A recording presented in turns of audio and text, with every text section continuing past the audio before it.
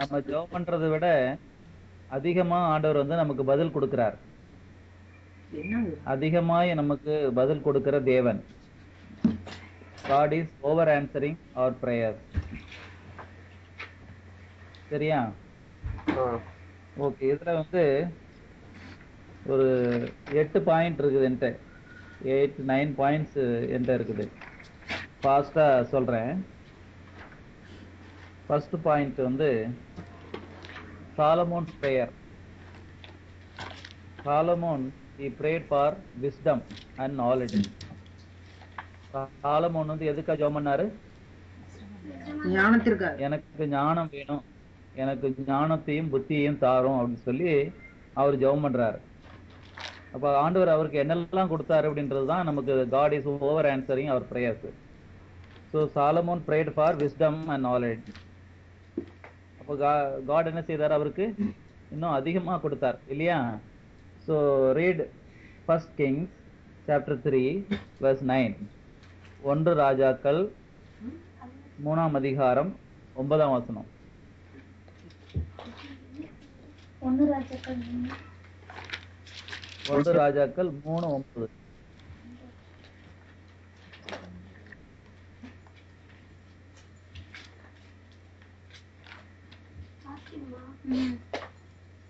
ஆகையால் உமது ஜனங்களை நியாயம் விசாரிக்கவும் நன்மை தீமை இன்னதென்று வகையறுக்கவும் அடியனுக்கு ஞானமுள்ள இதயத்தை தந்தரலும்.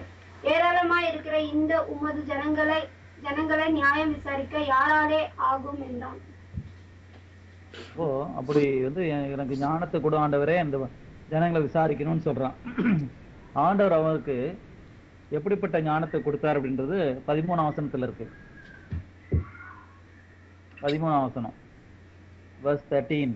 இதுவுமின்றி நீ கேளாத ஐஸ்வர்யத்தையும் மகிமையும் உனக்கு தந்தேன். உன் நாட்களில் இருக்கிற ராஜாக்களில் ஒருவனும் உனக்கு சரியானவன் இருப்பதில்லை. ஒரு சரியான யாரும் இருப்பதில்லை. அப்படின்னா நீ கேட்டது வந்து நாலேஜ் அண்ட் விஸ்டம், ஆனா கேட்காததை நான் உனக்கு தரேன்னு சொல்றார் ஆண்டவர். அப்படிதான் ஆண்டவர் வந்து நம்முடைய வாழ்க்கையிலையும் நாம வேண்டாததை ஆனா நமக்கு தேவையானதை அவர் நமக்கு தருகிறார். நாம் வேண்டிக் கொள்ளாமல் இருந்தாலும் அவர் நமக்கு அந்த காரியத்தை வாய்க்க செய்கிறார். எப்படின்னா ஆண்டவர் நம்ம மேல ரொம்ப கன்சர்ன்டா இருக்கிறார் அப்படின்றத பத்தி. சரி, ஜெபம் பண்ணுவோமா? அன்புள்ள பரலோக பிதாவே, ஜீவனுள்ள தேவனே, இந்த அருமையான நல்ல மாலை நேரத்துக்கு நன்றி செலுத்துகிறோம். தூரத்துக்கும் சமீபத்துக்கும் தேவனமாய் இருக்கிற நீர் ஆண்டவரே, இந்த வேத ஆராய்ச்சி கூட்டத்தை நீர் தாமே ஆசீர்வதிக்க வேணும் என்று உம்மை நோக்கி நாம் ஜெபிக்கிறோம். வசனங்களை நீர் தாமே விளக்கி தாரும். பரிசுத்த ஆவியானவர் எங்களை ஒவ்வொருவரோடும் கூட இருந்து நடத்தி தர வேண்டும் என்று கர்த்தரும் வரும் இரட்சகருமாகிய இயேசு கிறிஸ்துவின் மூலமாய் ஜெபிக்கிறோம் ஜீவனுள்ள பிதாவே, ஆமென். ஆமென். யாரும் சொல்லலையே? ஓகே ஓகே, எல்லாம் கேக்குதா? Okay, right, okay. ஸோ 13ஆம் வசனத்துல என்ன சொல்ல இருந்தது? கேளாத காரியத்தையும் ஆண்டவர் தரேன்னு சொல்லியிருக்காரு. கேட்டதையும் கொடுத்தாரு, கேளாததையும் கொடுத்தாரு. கேட்ட காரியத்துல இந்த உலகத்திலேயே இதுக்கு முன்னாடியும் அப்படிப்பட்ட ஞானம் உள்ளவர்கள் யாரும் இருந்ததில்லை, இனி இருக்க போவதும் இல்லை. அப்படி வந்து ஆண்டவர் வந்து ஜபத்துக்கு பதில் கொடுக்கிற தேவன் பாருங்க. அப்ப நம்ம ஆண்டவர் இடத்துல உண்மையா நம்ம ஜபம் பண்ணோம்னா அவருடைய சித்தத்தின்படி, அதுலதான் அந்த ஓசியாவில் வரும், அது ஓசியா 14:2 வரும். அவருடைய சித்தத்தின்படி நம்ம ஜெபம் பண்ணோம்னா அவர் வந்து நல்ல காரியத்தை நமக்கு வாய்க்க பண்ணுவார் அப்படின்னு அதுல வரும். சரி, அப்ப அது நம்ம இப்போ உள்ள டாபிக் இல்லை. அதனால செகண்ட் பாயிண்ட்டுக்கு நம்ம போலாம். ஃபர்ஸ்ட் பாயிண்ட் என்ன? Solomon prayed for wisdom and knowledge. அப்புறம் அவனுக்கு என்ன கிடைச்சது? அதிகமா கேளாததும் கிடைச்சது இல்லையா? சரி, ரெண்டாவது வந்து David he prayed for his own life.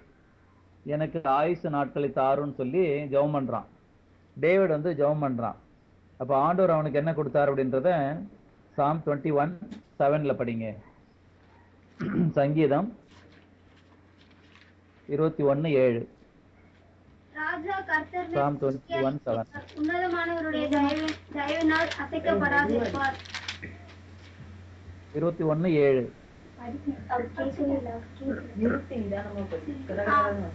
ராஜா கர்த்தர் 21 ராஜா கர்த்தர் மேல் நம்பிக்கையா இருக்கிறார், உன்னதமானவருடைய தயவினால் அசைக்கப்படாதிருப்பார். 21:7 ராஜா சரிதானா? கர்த்தர் மேல் நம்பிக்கையா இருக்கிறார், உன்னதமானவருடைய தயவினால் அசைக்கப்படாதிருப்பார். அதானா? அதுக்கு முன்னாடி வசனம் படிட்டீங்க, இப்போ இங்கிலீஷ்ல வேற மாதிரி இருக்குதோ?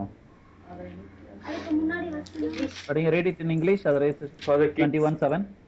For the king trust in the Lord. Through the unfailing love of Most High, he will not be shaken. Okay, அதுல தமிழ்ல பாருங்க, ஆயுசு நாட்கள் நீடிக்கும்னு சொல்லி வந்திருக்கும் ஒரு வசனம். அவர் பாருங்க, அதுல அவர் ஆயுசு நாட்களை கேட்டார், அவர் நீடித்த ஆயுசு நாட்களை கொடுத்தாருன்னு வரும். அது 6லயா 8ல வருதா பாருங்க. ஆயுசை கேட்டால் நீர் அவருக்கு என்றென்றைக்கும் உள்ள தீர்க்க ஆயுசை அளித்தீர். அது எந்த வசனம்? 21:4. 4ல இருக்குதா? 4ல இருக்கு. ஓகே ஓகே, 21:4ன்னு எழுதிக்கோங்க. அப்போ 21:4. அப்புறம் 137 படிங்க. 130 Psalm verse 7. Psalm 130 verse 7. O Israel, put your hope in the Lord, for with the Lord is unfailing love, and with him is full redemption. ஆமென். ஆண்டவரால ரட்சிப்பு மீட்பு உண்டாகும், நாம ஆண்டவரத்துல வேண்டிக் கொள்ளும் போது. இன்னொரு வசனத்தையும் நம்ம பார்க்கலாமா? அடுத்தது 3வது பாயிண்ட்டுக்கு நம்ம வரலாம். இப்ப 2 பாயிண்ட்ல ஃபர்ஸ்ட் சாலமோன்ஸ் பிரேயர் பார்த்தோம், டேவிட்ஸ் பிரேயர் பார்த்தோம். ஆயுசுக்காக ஜெபம் பண்ணாரு, லாங் லைஃப்காக ஜெபம் பண்ணாரு. ஆண்டவர் லைஃப்காக ஜெபம் பண்ணாரு, இவர் லாங் லைஃப் ஆண்டவர் கொடுத்துட்டாரு. Okay, David prayed for his life, God gave his prolonged or long life. அப்புறம் அடுத்த 3வது point if you repent, God will bless. Isaiah 55:7 படிங்க. If you repent, God will bless. Isaiah 55:7.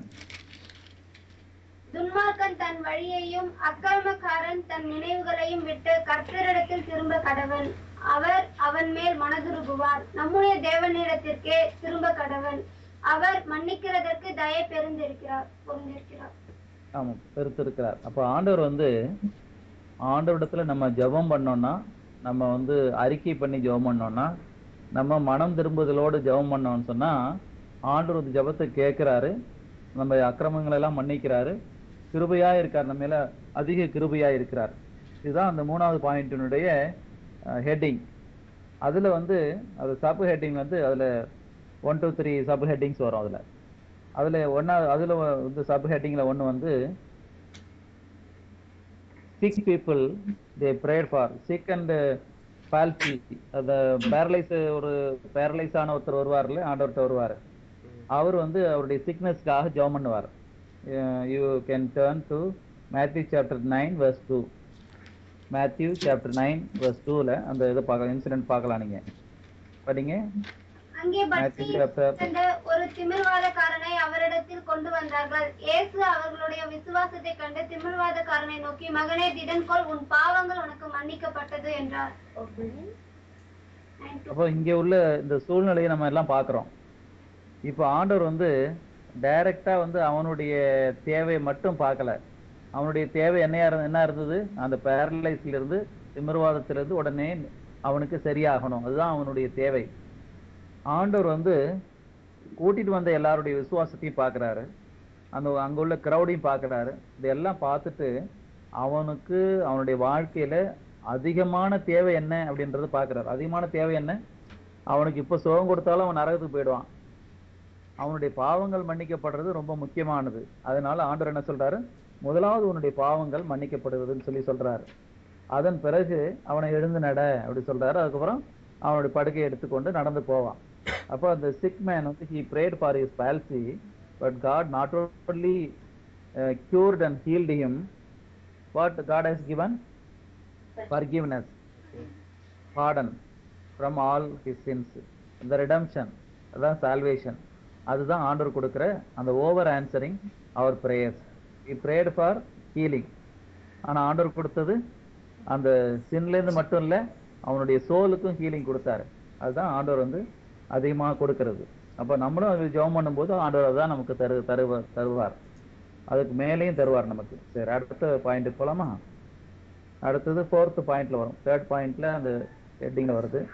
4th பாயிண்ட்ல வந்து இன்னொருத்தன் ஜெபம் பண்றான். நம்ம இப்ப எல்லாம் குட் ஃப்ரைடே எல்லாம் நீங்க எல்லாம் பார்த்திருப்பீங்க, சர்ச்சில் எல்லாம் கேட்டிருப்பீங்க. குட் ஃப்ரைடேல அந்த இப்ப ஜெபம் பண்றான் ஆண்டவர் இடத்துல. இந்த கள்ளன் வந்து ஜெபம் பண்றான். thief prayed to God for what? Remember me when you are coming in the heaven. Remember me அப்படி சொல்லி அவன் ஜெபம் பண்ணுவான். ஆண்டவரே என்னை நினைத்தருளும், சொர்க்கத்தில் வரும்போது என்னை நினைத்தருளும். Luke chapter 23 verse 42. Luke chapter 23 verse 42. லூக்கா 23:42. இயேசுவை நோக்கி, ஆண்டவரே நீர் உம்முடைய ராஜ்யத்தில் வரும்போது அடியேனை நினைத்தருளும் என்றான். Remember me, O Lord, you are coming in your kingdom. இப்போ ஆண்டவரே ஆண்டவருடைய ராஜ்யத்துல வரும்போது என்னை நினைவு கூறும் அப்படின்னு சொல்றான். அப்ப ஆண்டவர் அவனுக்கு என்ன சொல்றாரு? ஆண்டவர் பதில் என்ன கொடுத்தாரு? என்ன அவனுடைய பெயரை ஆண்டவர் கேட்டாரா? நீ என்னோடு கூட ஆண்டவர் கேட்டாரு, நீ இன்று என்னோடு கூட பரதேசில் இருப்பாய். அவனுக்கு எவ்வளவு பெரிய ஒரு பாக்கியம் கிடைச்சிட்டு பாருங்க. அவன் சரிப்பா இப்ப நான் உன்னை நானே நினைவு கூறுறேன்னு சொல்லியிருந்தாருன்னா அதோட முடிஞ்சிருக்கும். ஓகே, நான் நினைவு கூறுறேன், உன்னை நினைவு கூத்துக்கிறப்பா, சரி அப்படின்னு சொல்ல. அது மட்டும் சொல்லல. ஆண்டவர் என்ன சொன்னார்னா, இன்னைக்கு நீ என்னோட பரலோகத்துல இருப்ப அப்படின்னு சொல்லி. அதுதான் ரொம்ப முக்கியமானது. பரலோகத்துக்கு போறதுக்கு என்ன செய்யணும் அப்படின்றது. அதுதான் நம்ம லாஸ்ட் வீக் மெசேஜும் அதுதான். The secrets of soul winning, to win the soul only. Those who are winning the souls, they will be in the stars in the heaven. They will be like stars in the heaven. ஹெவன்ல உள்ள அந்த நட்சத்திரங்களுக்கு, ஆகாய மண்டலத்தில் உள்ள நட்சத்திரங்களுக்கு சமமாயிருப்பார்கள். ஆத்துமாக்களை ஆதாயம் பண்ணுகிறவர்கள், ஆத்துமாக்களை ஆதாயம் பண்ணுகிறவர்கள் ஞானவான்கள் அப்படிலாம் நம்ம பார்த்தோம் இல்லையா? அது அப்போ இவன் வந்து தீஃப் வந்து இந்த ராபர் வந்து ஜெபம் பண்றான். கிராஸ்ல இருக்கும்போது கடைசி நிமிஷத்துல ஜெபம் பண்றான், ஆண்டவரே என்னை நினைந்தருளும். ஆண்டவர் வந்து உடனடியாக அவனுக்கு வந்து நினைந்தருளது மட்டும் இல்ல, என்னோட இன்னைக்கு நீ பரலோகத்தில் இருப்பேன்னு சொல்லிட்டாரு. அது எல்லாருக்கும் கிடைக்காத ஒரு பாக்கியம். எத்தனையோ வருஷங்களுக்கா பின்பற்றினவங்களுக்கு கிடைக்காத பாக்கியம் லாஸ்ட் மினிட்ல அந்த கள்ளனுக்கு கிடைத்தது. அதான் ஆண்டவர் வந்து ஓவர் ஆன்சரிங் பண்ணி அவனை ஏற்றுக்கொண்டாரு. சரி, அடுத்த ஒரு பாயிண்ட்டுக்கு போவோம். 5வது பாயிண்ட்.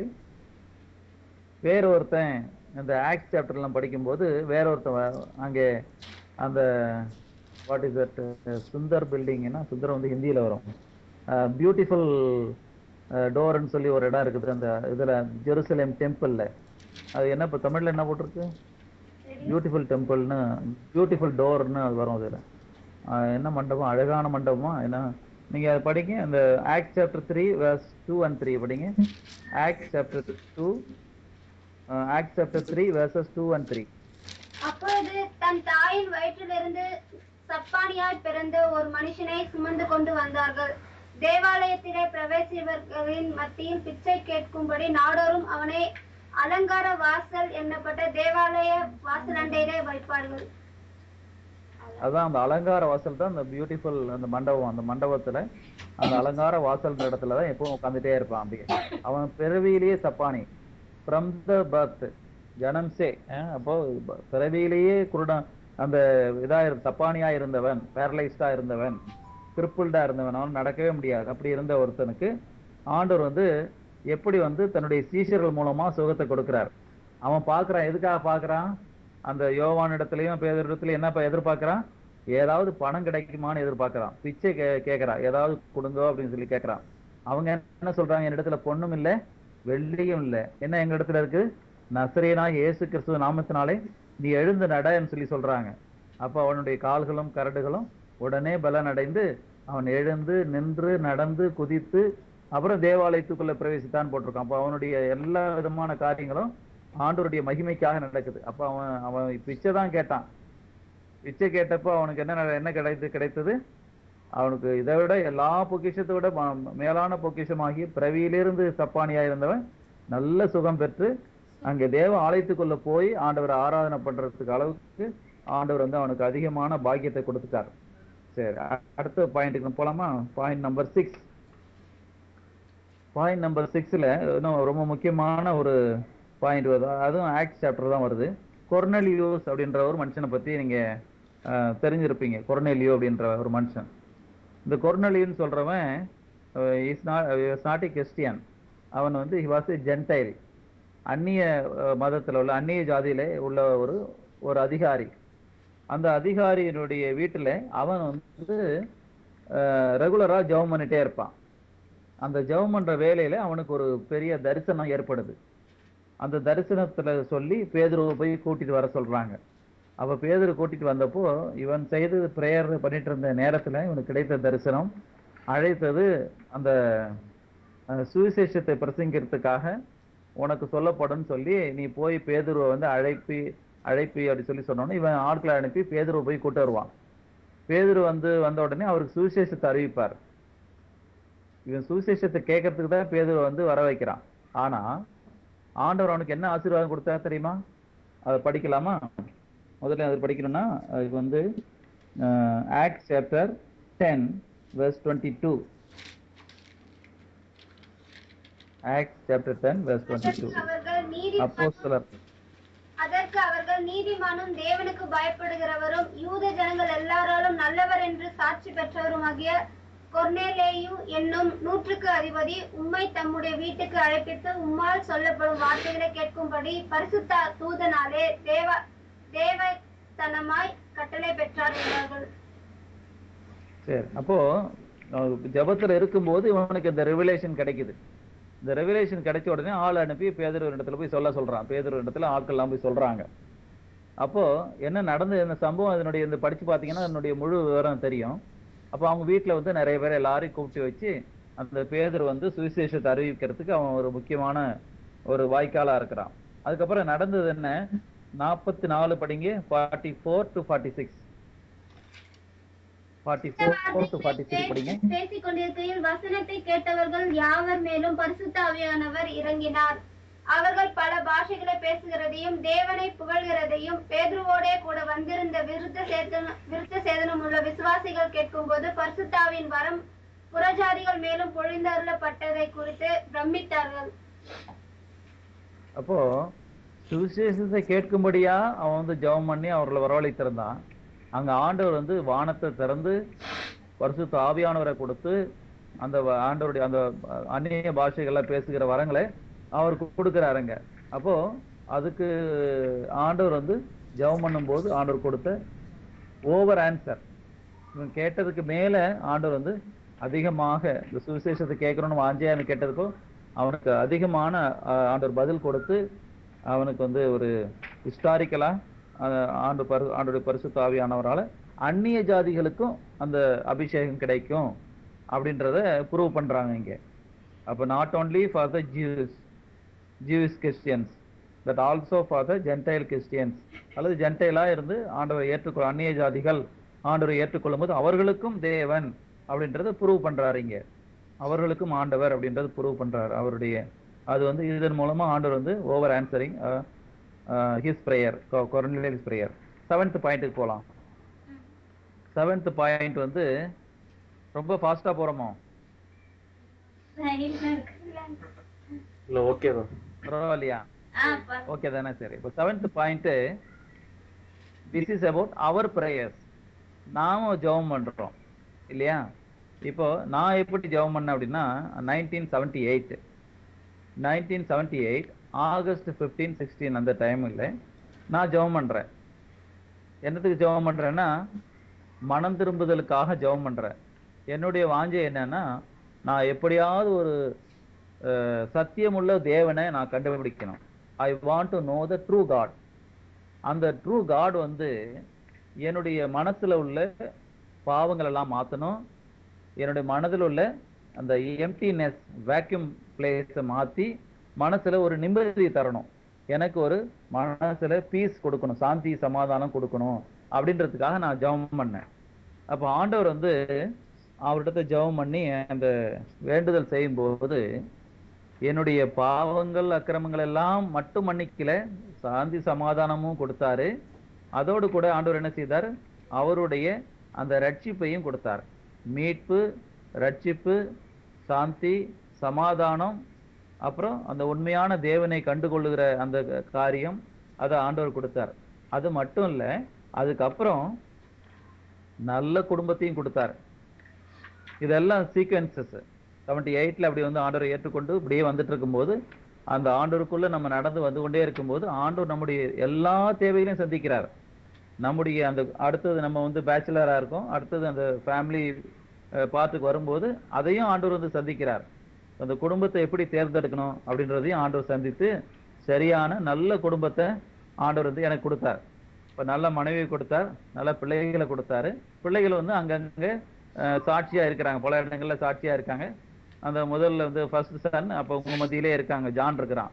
இப்போ அவன் மூலமா இப்படி நிறைய ஃப்ரெண்ட்ஸு, நிறைய பேருக்கு ஆண்டவர் வந்து சுவிசேஷம் சொல்றதுக்கு இப்படி ஒரு வாய்ப்பு ஆண்டவர் ஏற்படுத்துறாரு. இது வந்து ஆண்டவரால செய்யப்படுகிறது. நம்ம வந்து ஒரு உண்மையான தேவனை அறிந்து கொள்ளணும் அப்படின்றதுக்காக நான் ஜெபம் பண்ணேன். ஆண்டவரே, நீர் எங்கே இருக்கிறீர்? யார் உண்மையான தேவன்? அந்த தேவன் எங்க இருந்தாலும் எனக்கு வெளிப்படுத்தணும், நான் அந்த ஆண்டவர்கிட்ட பேசணும், அவர் என்னட்ட பேசணும் அப்படின்னு சொல்லி நான் ஜெபம் பண்ணிட்டு இருந்தேன். அப்படி ஜெபம் பண்ணும்போது அந்த உண்மையான ஆண்டவராகிய இயேசு கிறிஸ்துவை நான் கண்டு கொண்டேன். அப்புறம் அவருக்கு நாங்க வந்து சாட்சிகளாய் இப்போ வந்து எல்லா இடங்கள்லையும் சாட்சிகளாய் இருக்கிறோம். இப்போ மத்திய பிரதேசத்துல சாட்சியா இருக்கிறோம், ஊழியங்கள் செய்துகிட்டு இருக்கிறோம். முன்னாடி யூபியில ஊழியங்கள் செய்துட்டு இருந்தோம். அதுக்கு முன்னாடி மகாராஷ்டிரால ஆண்டவருக்கு ஊழியங்கள் செய்துட்டு இருந்தோம். அதுக்கு முன்னாடி ஒரிசால அங்க ஆண்டவருக்கு சுவிசேஷத்தை அறிவித்துட்டு அநேகருடைய ரட்சிப்புக்கு வழிகாட்டியா இருந்தது. அப்புறம் மார்த்தாண்டம் என்ற இடத்துல தமிழ்நாட்டுல கொண்டு போய் ஆண்டவர் பயன்படுத்தினார். வள்ளியூர் என்ற இடத்துல கொண்டு போய் பயன்படுத்தினார். கேரளாவில் மலப்புரம் டிஸ்ட்ரிக்ட்ல கொண்டு போய் பயன்படுத்தினார். மைசூர்ல கொண்டு போய் பயன்படுத்தினார். இப்படி வந்து பல இடங்களை சொல்லலாம். ஆண்டவரால வழி நடத்தப்பட்டு ஆண்டவரால் கொண்டு போய் அவருடைய நாமத்தின் மகிமைக்காக அவருடைய பிள்ளைகளை பயன்படுத்துறார். இப்போ ஒரே ஒரு சின்ன ரெக்வஸ்ட் ஆண்டவரத்துல கேட்டேன். என்ன கேட்டேன்? ஆண்டவரே, நீர் உண்மையான ஆண்டவர் யாரு, அதை நான் தெரிந்து கொள்ளணும், எனக்கு மனசுல நிம்மதி தாரும். அதுக்கப்புறம் ஆண்டவர் வந்து சீக்வன்ஸா பிளஸிங்ஸ் கொடுத்துட்டே இருக்கிறார். இது வரைக்கும் ஆண்டவர் அப்படியே அருமையாக அந்த பிளஸிங்ஸை கொடுத்துட்டு இருக்காரு. இது வந்து நம்முடைய 7th point. So God is over answering அவர் ப்ரேயர். நாம ஜெபம் பண்ணாலும் ஆண்டவர் வந்து அது போல அந்த ஜெபத்தை பண்ணுவார். இப்போ நான் ஜெபம் பண்ண ஜெபத்தை ஆண்டவர் கேட்டு இப்படி செய்திருக்கிறார். நீங்க அதே போல ஆண்டவரத்துல ஜெபம் பண்ணி, ஆண்டவரே என்னுடைய வாழ்க்கை என்னுடைய காரியத்தை நீர் வந்து பொறுப்பெடுக்கணும்னு சொன்னா ஆண்டவர் உங்களுடைய ஹோல் லைஃப் வந்து ஆண்டவர் வந்து மாடிஃபை பண்ணி அதை பெரிய ஒரு டிரான்ஸ்ஃபர்மேஷன் ஆண்டவர் மாற்றி உங்களை வாழ்க்கையிலே பிரகாசிக்க ஆண்டவர் செய்யறதுக்கு ஆண்டவர் விரும்புறார். அதனாலதான் உங்களுக்கு இப்படிப்பட்ட ஒரு வாய்ப்பெல்லாம் நான் உங்களோட கூட பேசுறதுக்கும் ஆண்டவர் உங்களோட கூட இடைப்படுறதுக்கும் ஒரு வாய்ப்பு கிடைச்சிருக்கு. Okay, will go to the 8th point. Point number 8. 8th point வந்து இதுவும் ஒரு பஞ்சாப் மாநிலத்தில் இருந்த ஒரு சாது சுந்தர் சிங் அப்படின்ற ஒரு பெரிய ஒரு பிரசங்கியார், தேவ மனுஷன், அவரை பத்தி உள்ளது. இவர் வந்து ஆண்டவரத்துல ஜெபம் பண்ணார். இவரும் அப்படிதான் ஜெபம் பண்ணார். என்ன ஜெபம் பண்ணாருன்னா, இன்னைக்கு விடிய காலைக்குள்ள 5 மணிக்குள்ள இந்த உண்மையான தேவன் யாருன்னு சொல்லி எனக்கு தெரியலன்னா, இந்த காலையில 5 மணிக்கு வர்ற பஞ்சாப் மெயில்ல என்னுடைய தலையை தண்டவாளத்துல வச்சு நான் வந்து மறிக்கிறதுக்கு தயாரா இருக்கேன், சூசைட் பண்ணதுக்கு தயாரா இருக்கிறேன் அப்படின்னு சொல்லி சொன்னார். இன்னைக்கு காலையில 5 மணிக்குள்ள இந்த உண்மையான ஆண்டவர் யாருன்னு சொல்லி எனக்கு தெரியலன்னா, இந்த ஜோதியான ஆண்டவர் எனக்கு யாருன்னு வெளிப்படலைன்னா, எனக்கு நேரா தரிசனம் கொடுக்கலன்னா, நான் வந்து காலையில 5 மணிக்கு வர பஞ்சாப் மெயில்ல என்னுடைய தலையை கொடுக்க போறேன்னு சொல்லிட்டு இருந்தார். அப்படிப்பட்டவருக்கு ஆண்டவர் வந்து இயேசு கிறிஸ்து சிலுவை காட்சியை கொடுத்தார். நேரடியா அவருடைய ரூம்ல வந்து அப்படிப்பட்ட அந்த காட்சியை கொடுத்தார். அதுக்கப்புறம் அவருடைய வாழ்க்கையை முழுசு மாறி, அதுக்கப்புறம் அவர் வந்து அந்த பேர்ஃபுட்டட் அப்போஸ்டல் அப்படின்னு அவருடைய பேர். வெறுங்காலாலேயே நடந்தவர், செருப்பு போடாம வெறுங்காலாலே இந்த இந்தியா முழுசும் நடந்து, திபேத்துக்கு நடந்து, இப்படி பல இடங்கள்ல சென்று வெறுங்காலாலே நடந்தவர். அப்படிதான் அந்த பேர்ஃபுட்டட் அப்போஸ்டல்ஸ்னு அவருக்கு பேரு. அந்த அப்படிப்பட்ட ஒரு அப்போஸ்தலர், ஆண்டவருடைய சீஷனா இருந்து ஆண்டவருக்கு என்று அவர் காணாமல் போனார். ஈனோக்கு எடுத்துக்கொள்ளப்பட்டது போல திபேத்துக்கு நடந்து போயிட்டே இருக்கும்போது அதுக்கப்புறம் அவர் யாரும் பார்க்கவே இல்லை. எங்க போனார், எந்த இடத்துல போனார், எல்லாம் தேடி பார்த்தா அவரை கண்டுபிடிக்க முடியல, டெஸ்டினேஷன் போய் சேரல. அப்படி வந்து அவருடைய வாழ்க்கையில ஆண்டவரால் எடுத்துக்கொள்ளப்பட்டார் சாது சுந்தர் சிங் அப்படின்னு பஞ்சாப் மாநிலத்துல. இப்போ நான் அங்க வந்து லூதியானால என்னுடைய சர்ஜரி எக்ஸாம் கொடுத்துருந்தேன். பிஜி எக்ஸாம் கொடுக்கும்போது அந்த லூதியானா, அந்த சிஎம்சி லூதியானாக்கு பக்கத்துல தான் அந்த ஸ்கூல் இருக்கு, அவர் படித்த ஸ்கூல். அதை போய் பார்க்கறதுக்கு ஆண்டவர் உதவி செய்தார். அந்த ஸ்கூல்ல எந்த கிளாஸ் ரூம்ல இருந்தாரு, எந்த ஸ்கூல்ல படிச்சாரு, எந்த சர்ச் அட்டன் பண்ணாரு அப்படின்றத பத்தி. ஏன்னா ஸ்கூல்ல படிக்கும்போது அவர் வந்து ரொம்ப எதிரா இருந்தார், விரோதியா இருந்தார். அந்த சர்ச் எல்லாம் பக்கத்துல தான் இருக்குது, அந்த ஸ்கூலுக்கு பக்கத்துலேயே தான் அந்த சர்ச்சஸ் எல்லாம் இருக்கு. அப்போ அதுக்கெல்லாம் விரோதமா இருந்தார் அந்த நாட்கள்ல. அப்புறம் பைபிளை கிழிச்சு எறிஞ்சாரு, தீ வச்சு கொளுத்தினாரு. அப்படின்னா ஆண்டவருக்கு அந்த விரோதமா இருந்தவர் ஆண்டவர் வந்து ஏற்றுக்கொண்டார். அவர் வந்து ஆண்டவர் வந்து அதிகமா பயன்படுத்தினார், இந்தியா முழுசும் அதிகமா பயன்படுத்தினார். சரி, கடைசி குறிப்பு பாயிண்ட் நம்பர் 9. கடைசி குறிப்பு இதுவும் ஒரு பஞ்சாப் மாநிலத்தில் பிறந்து வளர்ந்த ஒருவரை பத்தி தான் இது. இவருடைய பேர் வந்து பிரதர் பக்த சிங் அப்படின்னு இவருடைய பேர். இந்த பிரதர் பக்த சிங் அப்படின்றவர் நம்முடைய இந்தியாவிலேயே உள்ள இந்தியன் கவர்மெண்டால கனடாவுக்கு அனுப்பப்பட்ட first agriculture engineer. Agriculture engineering படிக்கிறதுக்காக இங்கிருந்து கனடாவுக்கு அனுப்பப்பட்ட இந்தியாவிலேயே முதலாவது அனுப்பப்பட்ட ஒரு மாணவன் இவர் வந்து பக்த் சிங். அப்போ அவருடைய அம்மாவுக்கு என்ன வாக்கு கொடுத்துட்டு போனார்னா, நான் வந்து மாற மாட்டேன் அப்படின்னு வாக்கு கொடுத்துட்டு போனார். அங்க போய் அப்படி ஆண்டவருக்கு கீழ்ப்படிவேன் அப்படின்னு சொல்லி அந்த முழங்கால் போட்ட போது, நான் முன்னாடி சொல்லியிருப்பேன்னு நினைக்கிறேன், போன தடவை இதுக்கு முன்னாடி நான் சொல்லியிருப்பேன், அந்த பக்த் சிங்கை பத்தி சொல்லியிருப்பேன்னு நினைக்கிறேன். அந்த முழங்கால் போட்ட போது அவருடைய வாழ்க்கையில பெரிய மாற்றம் ஏற்பட்டது. இயேசு ஆண்டவர் ஆவியானவர் மூலமா அவருடைய இருதயத்துக்குள்ள உடனே வந்துட்டார். அப்போ அவருடைய அதே நேரத்துல அவர் உணர்ந்தார், முழங்கால் போட்ட அதே நேரத்துல அவர் உணர்ந்தாரு, எனக்குள்ள ஒரு பெரிய மாற்றம் ஏற்பட்டுடுச்சு அப்படின்னு சொல்லி உணர்ந்தார். அப்படி வந்து ஆண்டவரை அறியாம இருந்தவர் ஆண்டவரால் தொடப்பட்டார். அப்போ அந்த எல்லாரும் ஜெபம் பண்ண நேரத்துல இவர் முழங்கால் போட்டதுனால அந்த கீழ்ப்படிதலை ஆண்டவர் பார்த்து அவரை வந்து தெரிந்தெடுத்து அவரை வைத்துற, நீ எனக்கு வந்து தெரிந்தெடுக்கப்பட்ட பாத்திரம் அப்படின்னு சொல்லி. இவரும் பைபிளை கிழிச்செறிஞ்சவர் தான், பைபிளை நியூ டெஸ்டமெண்ட் வேண்டாம்னு சொல்லி தூக்கி எறிஞ்சவர் தான், எல்லா கிறிஸ்தவர்களையும் வெறுத்தவர் தான் இவரும். கிறிஸ்தவர்களையும் கிறிஸ்தவ சபைகளெல்லாம் வெறுத்தவர் தான் இந்த பக்த் சிங் என்றவர். அந்த சாது சுந்தர் சிங் அவருடைய பக்கத்து வில்லேஜில் உள்ளவர் இவர். அப்போ இவரும் வந்து ஆண்டவரை ஏற்றுக்கொண்டு ஆண்டுடைய பிள்ளையா மாறினார். ஆண்டவருக்காக எல்லாவற்றையும் விட்டு விட்டு வந்தார். அப்போ இவரை பற்றி வந்து ஃபாரின் எடிட்டர்ஸ், ஃபாரின் ஆத்தர்ஸ் எல்லாம் சொல்றாங்க, என்ன சொல்றாங்கன்னா, he was the 21st century அப்போஸ்தலன் சொல்லி, அதாவது 21ஆம் நூற்றாண்டிலே வாழ்ந்த ஒரு பெரிய அப்போஸ்தலன் அப்படின்னு சொல்லி இவருக்கு பேர். அந்த வெளிநாட்டில் உள்ள பெரிய பெரிய பைபிள் டீச்சர்ஸ்ல அவருடைய அந்த சீரீஸ்ல இவருடைய பேர் உண்டு. பெரிய பைபிள் டீச்சர்ஸ் பேர்ல இவருடைய பேர் உண்டு. he is equal to western Bible teachers அப்படின்னு சொல்லி அதை பத்தி அவருடைய ஹிஸ்டரியை பத்தி சொல்லும் போது நிறைய பேர் கமெண்ட் கொடுத்துருக்காங்க. அப்போ he is one of the Indian Bible teacher but equal to western Bible teachers அப்படின்னு சொல்லி. அப்போனா நல்ல ஹை ஸ்டாண்டர்ட் பைபிள் டீச்சர். எப்படி அவரால் பைபிள் டீச் பண்ண முடிஞ்சதுன்னா, வேற எங்கேயும் போய் பைபிள் காலேஜ்லாம் படிக்கல. எப்படின்னா முழங்கால நின்று படிச்சார் வேதத்தை. அதாவது தன்னை அர்ப்பணித்து ஆண்டவருடைய வேதத்தை படிச்சார். சுமார் 100 முறைக்கு மேல முழங்கால நின்று வேதத்தை படித்தார். ஆண்டவரே நீர் என்னோடு கூட வேதத்தின் மூலமா பேசுன்னு சொல்லி அப்படி சொல்லி பேசினார். அப்படி பேசணும்னு சொல்லி கேட்டு பேசும்போது அவருக்கு வந்து வாழ்க்கையில நிறைய சகோதர சகோதரிகளை கொடுத்தார். பேரண்ட்ஸ் எல்லாம் அவர் விட்டு போனாங்க. அது பின்னால வந்து அவங்க அப்பாவுக்கே அவர் தான் ஞானஸ்தானம் கொடுத்தார். பின்னால வந்து அந்த கதைகள்லாம் அப்பாவெல்லாம் விரட்டி விட்டாங்க, அண்ணன் விரட்டி விடுவாரு, அவரோட வீட்டுல இருந்து எல்லாரும் விரட்டி விட்டுருவாங்க, வீட்டுக்குள்ள வரக்கூடாதுன்னு சொல்லி. ஆனாலும் அதன் பிறகு லேட்டர் இதுல இவருடைய உண்மையை பார்த்து ஆண்டவரை ஏற்றுக்கொண்டாங்க. அவங்களுடைய அப்பா எல்லாம் ஆண்டவரை ஏற்றுக்கொண்டாங்க. அப்போ அவருக்கு அவங்க அப்பாவுக்கு அவரே தான் ஞானஸ்தானம் கொடுத்தாராம். அப்ப அவருடைய ஹிஸ்டரியில எழுதிட்டார், இப்ப எனக்கு அப்படி ஒரு வாய்ப்பு கிடைச்சது, எங்களுடைய ஃபாதருக்கே நான் வந்து ஞானஸ்தானம் கொடுக்கறதுக்கு எனக்கு ஒரு ஆண்டவர் வந்து வாய்ப்பு கொடுத்தாருன்னு சொல்லி அவருடைய வாழ்க்கை இதுல எழுதுவார், ஹிஸ்டரியில எழுதிட்டு இருக்கிறார். அப்போ அதே மாதிரி அவருடைய வாழ்க்கையில நிறைய கைடன்ஸ் எல்லாருக்கும் கொடுத்தார். உண்மையான ஆராதனை முறைப்பாடுகள் என்ன அப்படின்னு சொல்லி ஆண்டவரத்துல கேட்டு அதுக்காக பல முறை வேதத்தை படித்து ஜெபம் பண்ணும்போது அவர் வந்து ஒரு முறையை வந்து தெரிந்தெடுத்து வச்சார். வேதத்தினுடைய முறை, வேத வசனத்தினுடைய முறையின்படி எப்படி வந்து ஆண்டவரை பின்பற்றுகிற அவருடைய சீஷர்கள், அவருடைய பிள்ளைகள் எப்படி ஆராதிக்கணும் ஆண்டவரை, how to worship the Lord அப்படின்ற அந்த பேட்டர்னை வந்து அவர் தான் கண்டுபிடிச்சார். எப்படின்னா வேதத்தின் மூலமா, வேதத்தின் அடிப்படையில.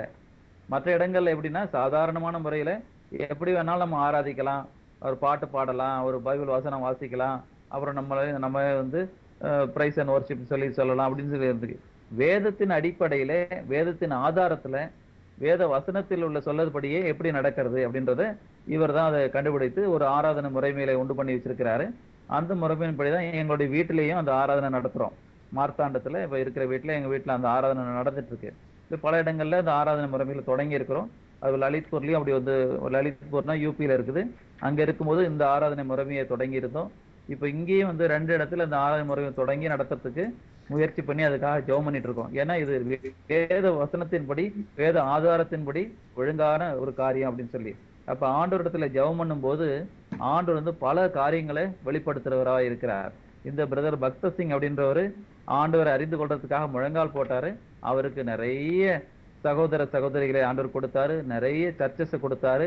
அந்த சரியான ஆராதனை முறைகள் ஒழுங்குகளை எப்படி மோசேக்கு ஆண்டவர் வெளிப்படுத்தினாரோ அதே மாதிரி வேத வசனத்தின் அடிப்படையில இவருக்கும் ஆண்டவர் வெளிப்படுத்தி அந்த முறைமைகளின்படி இன்னைக்கு உலகம் முழுவதும் இப்படி ஆயிரக்கணக்கான சர்ச்சை வந்து நடந்துட்டு இருக்குது. பல இடங்கள்ல, ஆஸ்திரேலியாவில், அமெரிக்காவில், இப்படி பல இடங்கள்லையும், இந்தியாவில் பல இடங்கள்லையும், பல இடத்துலையும் நடந்துட்டே இருக்குது. இப்படி வந்து அவரை வந்து ஆண்டவர் பயன்படுத்தினார். சரி, இப்ப நம்ம திரும்பமா பார்க்கலாமா? பாயிண்ட் நம்பர் 1க்கு போடலாமா? Point number 1. Solomon prayed for wisdom and knowledge. அப்ப God over answered. என்ன ஆண்டவர் என்ன ஆன்சர் கொடுத்திருந்தார் அவருக்கு? ஐஸ்வர்யமும் மகிமையும். யாருக்கும் கிடைக்காத அந்த ஞானத்தை ஆண்டவர் கொடுத்தது மட்டும் இல்ல, அப்புறம் என்ன ஐஸ்வர்யத்தை கொடுக்கிறாரு, மகிமையை கொடுக்கிறாரு, செல்வத்தை கொடுக்கிறார். அதான் அவருக்கு வந்து ஓவர் ஆன்சரிங் அவர் பிரேயர்ஸ் சொன்ன மாதிரி ஓவர் ஆன்சர்ட் சாலமோன்ஸ் பிரேயர். ஐஸ்வர்யம், சம்பத்து, அதிகமான அவருடைய இதெல்லாம் நிறைய படிக்கலாம். சாலமோனை போல யாரும் உடுத்தி இருந்தது இல்லைன்னு சொல்லி மத்திய 6ஆம் அதிகாரத்துல படிச்சோம்னா தெரியும். காட்டு புஷ்பங்களை நீங்கள் கவனித்து பாருங்கள், அவைகளுக்கு வந்து எப்படி உடுத்திருந்தது அப்படி சொல்லி சொல்லுவார். ஆண்டவர் சொல்லுவார், அவைகளில் ஒன்றை போலாகிலும் சாலமோனுக்கு வந்து ஆண்டவர் உடுத்திருந்தது போலன்னு சொல்லி கம்பேர் பண்ணுவார். அப்படின்னா அந்த பூவுக்கு வந்து ஆண்டவர் எவ்வளவு அழகா மகிமையா செய்திருக்கிறாரு அப்படின்னு சொல்லி, அதை விட ரொம்ப அதிகமா செய்தாராம் சாலமோனுக்கு செய்து இருந்தார் அப்படின்னு அதை கம்பேர் பண்ணி சொல்லுவார். அப்போ சாலமோனுக்கு அப்படிப்பட்ட ஒரு ஆன்சர் கிடைச்சு, பிரேயர் கிடைச்சது ஆன்சர். அடுத்து 2வது பாயிண்ட் யாருக்கு ஆன்சர் கிடைச்சது? டேவிட் எதுக்காக ஜெபம் பண்ணாரு? His own life. அவருடைய லைஃப்காக ஜெபம் பண்ணாரு. ஆண்டவர் என்ன கொடுத்தாரு அவருக்கு? லாங் லைஃப் கொடுத்தாரு. தீர்க்க ஆயுசு ஆண்டவர் கொடுத்தாரு அவருக்கு. அப்ப அது மட்டும் இல்ல, அவரோட வந்து அவர் மீட்பையும் கொடுக்கிறாரு, ரட்சிப்பு கொடுக்கிறாரு. அவருக்கு மேல யாரெல்லாம் வந்து நம்பிக்கையா இருக்க ட்ரஸ்ட் வைக்கிறாங்களோ அவங்க எல்லாருக்கும் அது மேல் கொடுக்கிறாரு. அடுத்து 3வது பாயிண்ட் என்ன பார்த்தோம்?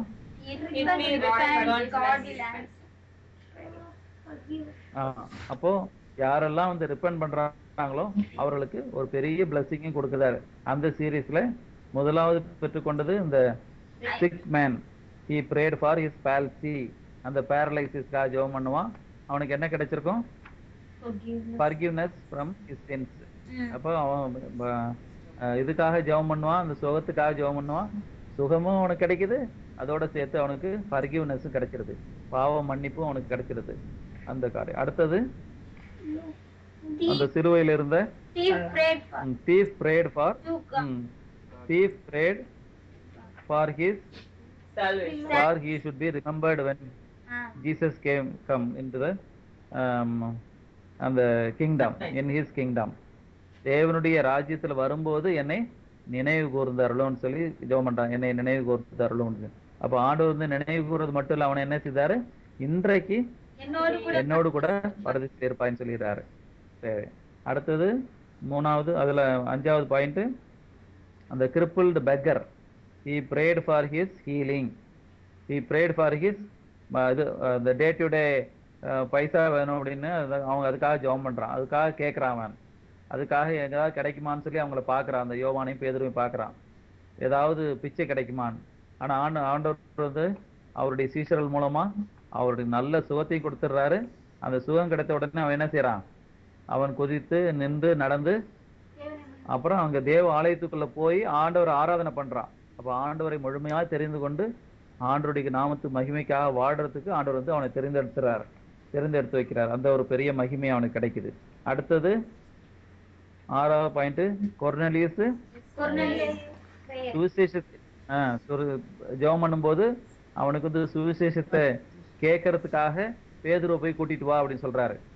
அவ பேதுரு வந்த பிறகு அவனுக்கு சுவிசேஷம் மட்டும் கிடைக்கல, அவனுக்கு என்னெல்லாம் கிடைச்சது? பரிசுத்த ஆவியானவருடைய வரங்களும் கிடைத்தது. பரலோகம் திறந்து பரிசுத்த ஆவியானவர் அந்த அந்நிய ஜாதியாருக்கும் கொடுக்கப்படுகிறார் அப்படின்றது எல்லாரும் பார்த்து அறிந்து கொள்வதற்கு ஒரு நல்ல வாய்ப்பு கிடைச்சது. அந்நிய ஜாதியில இருந்தாலும் அவன் வந்து நேர்மையானவனா, உத்தமனா, நீதிமானா இருந்திருக்கான் அப்படின்னு சொல்லிட்டு தெரிஞ்சுக்கலாம் அது மூலமா. சரி, அடுத்தது 7th point. God is over answering our prayers. நம்முடைய ஜெபங்களுக்கு ஆண்டவர் எப்படி வந்து பதில் கொடுக்கிறார். அந்த சீரீஸ்ல என்னுடைய ஜெபத்துக்கு எப்படி பதில் கொடுத்தார் அப்படின்றது என்னுடைய பேரை எழுதி வச்சுக்கலாம். அதுல நான் வந்து எப்படி நான் ஜெபம் பண்ணேன், பன்னீர்செல்வம் ஆகிய நான் ஜெபம் பண்ணேன். அப்ப நான் ஜெபம் பண்ண போது நான் உண்மையான ஆண்டவரை யாரு, அவரை நான் தெரிந்தெடுக்கணும், அவர் என்னுடைய உள்ளத்துல வரணும், என்னுடைய உள்ளத்தை நிரப்பணும், எனக்கு சமாதானம் தரணும்னு ஜெபம் பண்ணேன். ஆண்டவர் என்ன செய்தாரு? சமாதானத்தையும் கொடுத்தாரு, ரட்சிப்பையும் கொடுத்தாரு, குடும்பத்தையும் கொடுத்தாரு, பிள்ளைகளை கொடுத்தாரு, பல இடங்கள்ல சாட்சியா வைக்கிறாரு அப்படின்றது அது ஒரு சாட்சி. ஆண்டவர் வந்து over answering our prayers, day to day ஆக்டிவிட்டிஸ்ல அவருடைய நம்முடைய ஜெபத்தை கேட்கிறார். 8வது பாயிண்ட், சாது சுந்தர் சிங் அப்படின்றவருடைய வாழ்க்கையில அவர் எப்படி ஆண்டவரை பத்தி தெரிஞ்சு கொள்ள நினைத்தாரு. அவர் வந்து இந்தியாவினுடைய அந்த வெறுங்காலாலே நடந்து சென்ற இரத்த சாட்சி, அவருக்கு இரத்த சாட்சின்னு சொல்லுவாங்க. அவருக்கு கால வெறுங்காலாலே நடந்து போய் சுவிசேஷத்தை அறிவித்த ஒரு பெரிய மகான் அவர், அப்போஸ்தலர் அப்படின்னு சொல்லி அவரையும் சொல்லுவாங்க, சாது சுந்தர் சிங். அப்ப காலெல்லாம் ரத்தமா வடியுமா, ரத்தம் போயிட்டே இருக்கும், அந்த ரத்தத்தோடயே நடந்து போவாராம். அதுக்கு அவரை பத்தி சொல்லும் போது நாகர்கோயில்ல ஒரு சம்பவம் நடந்தது. இந்த சாது சுந்தர் சிங் நடந்து போகும்போது ஒரு பைத்தியம் பிடிச்சிருந்துதான். அந்த பைத்தியம் பிடிச்சி அந்த பெண்ணை வந்து சங்கிலி போட்டு கட்டி வச்சிருந்தாங்களாம். சங்கிலி போட்டு கட்டி வச்சுட்டு அந்த பெண் வந்து ஒரு ஜன்னல் ஓரத்துல பார்த்துட்டே இருந்தா, அந்த ஜன்னலை கட்டி போட்டிருக்கிறாங்க, ஜன்னல் ஓரமா பார்த்துட்டே இருந்தான். இந்த சாது சுந்தர் சிங் வந்து எப்போதும் காவி உடை தான் கட்டிருப்பார். தலையில அந்த இந்த சிங்கலாம் போட்டிருப்பாங்க, சர்தார்ஜி அது போல அந்த டர்பன் வச்சிருப்பாரு. அது போல அப்புறம் அந்த இது மாதிரி தாடி வச்சிருப்பாரு, அந்த காவி வஸ்திரம் தான் போட்டிருப்பாரு. அந்த சாஃப்ரான் ட்ரெஸ் போட்டுட்டு அந்த ரோடு வழியா வெறுங்காலால் நடந்து வந்துட்டே இருந்தாராம். அந்த ரோட்ல நடந்து வந்துட்டு இருக்கும் போது இந்த பெண்ணு வந்து ஜன்னல் வழியா பார்த்துதான். பார்த்த உடனே இது திடீர்னு பேச ஆரம்பிச்சு சொன்னிச்சான், அதோ இயேசு போகிறார் அப்படின்னு. அதோ இயேசு போகிறாருன்னு சொல்லி சத்தம் போட்டுச்சான். சத்தம் போட்ட உடனே கையில உள்ள அந்த விலங்குகள் எல்லாம் உடஞ்சிருச்சான். உடனே விலங்குகள் எல்லாம் உடஞ்சி தெரிச்சிட்டு உடனே அவ ரோட்டுக்கு ஓடி வந்து அதோ இயேசு போகிறார் ஓடி வந்துட்டான். அப்பதான் எல்லாரும் வந்து சொன்னாங்க, உடனே சுகமாயிட்டாலும் அவ சுகமானது எல்லாரும் பார்த்து ஆச்சரியப்பட்டதுதான் அவ ஆண்டவருக்கு சாட்சியா இருந்தாங்கன்னு சொல்லி நாகர்கோயில்ல அவளை பற்றி ஒரு சாட்சி இருக்குது. இப்படி வந்து ஆண்டவரால் பயன்படுத்தப்பட்ட ஒரு மனுஷன். ஆண்டவர் தெரிந்து கொள்ளணும் ஜெபம் பண்ணும்போது ஆண்டவர் வந்து அவர் அப்போஸ்தலராக ஈனோக்கை போல காணாமல் போனார். அவர் ஆண்டவராலே எடுத்துக்கொள்ளப்பட்டார். அப்படிப்பட்ட நல்ல சாட்சி கிடைச்சது. 9வதா நம்ம பார்த்தோம் பிரதர் பக்த சிங். அவரும் வந்து அந்த உண்மையை அறிந்து கொள்ளணுன்றதுக்காக சாதாரணமா அந்த அவருடைய ஃப்ரெண்ட்ஸோட அந்த இதுக்கு போயிருந்தாரு. அந்த ஃப்ரெண்ட்ஸை தேடி போய் அந்த கப்பல்ல நடக்கிற ஆராதனைக்கு போனாரு. எல்லாரும் முழங்கால் போடுறாங்க, நானும் முழங்கால் போட்டப்போ ஆண்டவருடைய பரிசுத்த ஆவியானவர் ஒரு இறங்கி அதன் பிறகு இவர் வந்து ஒரு பெரிய ஒரு மகானா மாத்தினார். இந்த 21ஆம் நூற்றாண்டினுடைய அப்போஸ்தலன் அப்படின்னு அவருடைய பேரு. அப்போ he is a good Bible teacher. He was a very good Bible teacher, equal to Western Bible teachers அப்படின்னு சொல்லி அவர் ஜெபம் பண்ணி பைபிள் வாசித்து அநேக சத்தியங்களை கண்டுபிடித்தார். அதுல சத்தியங்களை கண்டுபிடித்ததுல முக்கியமா ஆண்டவருக்கென்று ஆராதனை செய்கிற முறைகள், எப்படி உண்மையான ஆராதனை எப்படி செய்யுது அப்படின்ற முறையில கண்டுபிடித்தவர். அந்த சீரீஸ்ல அவருடைய ஆராதனை இப்ப நாங்களும் அதை பின்பற்றி வந்துட்டு இருக்கிறோம். அதே முறைகளை வேதத்தின் அடிப்படையில பின்பற்றி வந்துட்டு இருக்கிறோம். அப்ப ஆண்டவர் உங்களையும் அது போல ஆண்டவர் ஆசீர்வதித்து உங்களுடைய ஜெபத்தை கேட்டு ஆண்டவர் இன்னும் அதிகமான உங்களுக்கு பதில் கொடுத்து உங்களை நடத்துவதற்கு ஆண்டவர் தாமே உங்களுக்கு அதிக ஆசீர்வாதங்களை கொடுப்பாராக. ஆமேன் ஆமேன். தேங்க்யூ. ஒரு ஜெபம் பண்ணிடுவோமா? ஜெபம் பண்ணுவோமா? அன்புள்ள பரலோக பிதாவே, எங்களுடைய ஜெபத்தை கேட்டதற்கு நன்றி செலுத்துகிறோம், துதிக்கிறோம், சோஸ்தரிக்கிறோம். கர்த்தாவே, நீர் எங்களுக்கு ஜெபத்திற்கு ஓவர் ஆன்சரிங் அவர் பிரேயர்ஸ் லார்ட், इसलिए आपका நமக்கு நாங்கள் நன்றி செலுத்துகிறோம், துதிக்கிறோம். கர்த்தாவே, இந்த நாளிலே விதமாக ஆண்டவரே இந்த செய்தி கொடுக்க ஏதாவது உதவி செய்து துதிக்கிறோம். தொடர்ந்து ஆண்டவரே நீர் எங்களை ஆசீர்வதித்தருளும். அநேக வசனங்களை நாங்கள் கேட்டு உமக்கு கீழ்ப்படிந்து ஆண்டவரே அநேகருக்கு ஆண்டவரை பிரயோஜனம் உள்ள மக்களாக நீர் எங்களை மாற்றும். விசேஷமாக ரஷ்யாவில் படித்துக் கொண்டிருக்கிற உங்களுடைய பிள்ளைகள் ஒவ்வொருவருக்கும் விசேஷித்த ஞானத்தினாலே நிரப்பி நன்றாய் படிக்கத்தக்கதாக அவர்களுக்கு அதிக கிருபையை தாரும். ஞானத்தினாலே நிரப்பியறலும் ஆண்டவர் எல்லா ஐஸ்வர்யத்தினாலும் நிரப்பி ஆண்டவரை உண்மை குறித்து அறிவிக்க ஆண்டவரே நீர் அவர்களுக்கு அதிக கிருபைகளை தந்து நடத்துவோம் என்று நாம் ஜெபிக்கிறோம். அவருடைய குடும்பங்களை நீர் ஆசீர்வதித்திரலும், பெற்றோர்களை நீர் தாமே ஆசீர்வதித்திரலும், தொடர்ந்து அவர்கள் உமக்கென்று சாட்சிகளாய் ஜீவிக்க உதவி செய்திரலும். கர்த்தர் அருமை இரட்சகருமாகிய இயேசு கிறிஸ்துவின் மூலமாய் ஜெபிக்கிறோம் ஜீவனுள்ள பிதாவே. ஆமென். ஆமென். Okay, thank you. Okay, thank you, welcome. Praise the Lord. Okay, praise the Lord, praise the Lord.